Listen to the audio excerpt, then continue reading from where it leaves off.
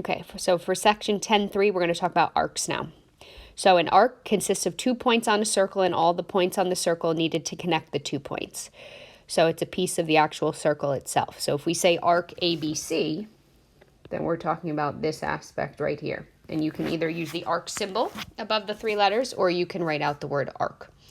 Now, when we talk about a central angle, that is an angle whose vertex is at the center of the circle. So if it's circle O here, and you have a radii OA and OB, then angle AOB would be considered a central angle because the vertex is at the center point, which is O.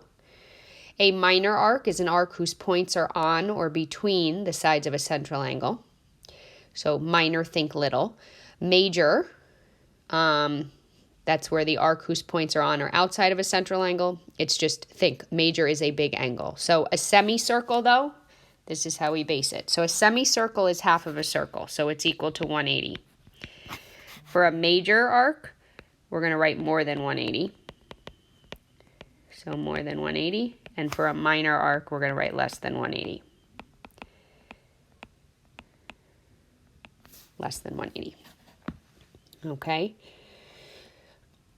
And basically, we know a full circle adds up to 360. So where all this comes from is if you're trying to find something and you want to find, say, you know that AB is 30. Okay. Well, if AB right here, if this angle is a central angle, you know that this arc is equal to 30. Therefore, what's left, you would do 360 divided by 30 to get the remainder of the circle itself, because the two of them put together need to total 360 degrees. So now it says 2 arcs are congruent whenever they have the same measure and they are parts of the same circle or of congruent circles.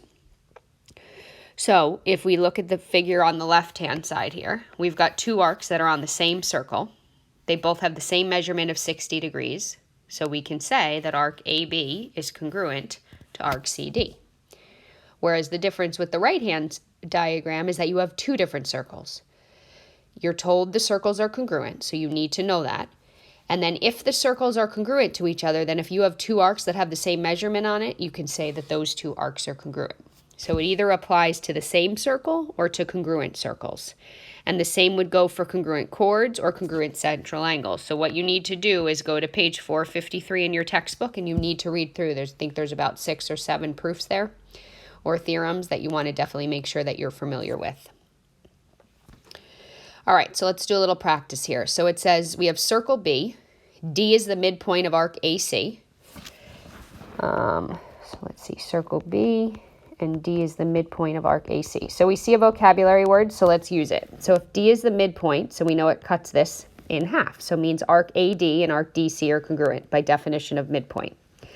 Now, if the arcs are congruent, this is where all those theorems came in from page 453. If the arcs are congruent, then the corresponding central angles are congruent. So that's across from that one, and that's across from that one. So we can say that angle ABD and DBC are congruent, because if arcs are congruent, corresponding central angles are congruent. So that was one of those theorems you had to read through in the book.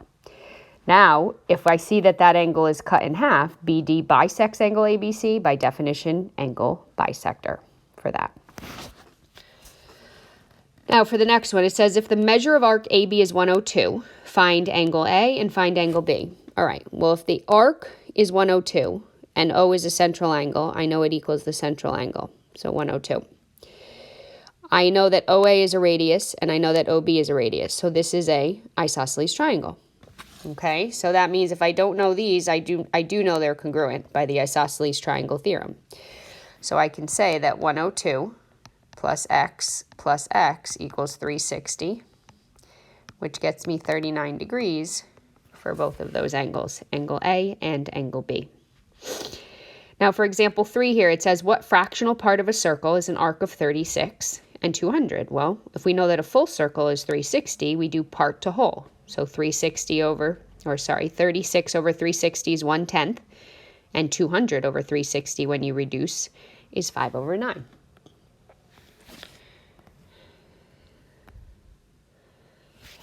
So now where this can lead, it says find the measure of an arc that is 7/12 of the circle. Well, if the arc is 7/12, we're going to do 7/12 times the full circle, which is 360. and we get 210 degrees. Last one here. So it says we have two circles, P and Q. So we have circle P and circle Q. Angle P is congruent to angle Q. And we know that AR is congruent to RD. All right. So first things first, we see an isosceles triangle theorem, an isosceles triangle. So if we look at the larger triangle right here, the two base angles are congruent to each other, which means that these larger segments are congruent by the converse isosceles triangle theorem. So get that out of the way. Then by subtraction, we can say that PA is congruent to QD. Now we're trying to prove that arcs are congruent. Those arcs, though, are on two separate circles. So in order to prove that those two arcs are congruent, we'd have to prove the circles are congruent to each other. So we've got, by subtraction, AP and DQ are congruent. Therefore, if they both have the same marking, then we can say that the two circles are congruent because circles with congruent radii are congruent. And then one of our new theorems said, from page 453, it said if the central angles are congruent, which they are, P and Q, then the arcs that make up those central angles would also be congruent, which would mean that's your arc and that's your arc. So that's our proof statement. So again, the reason is if two central angles of congruent circles are congruent, then the intercepted arcs are also congruent to each other.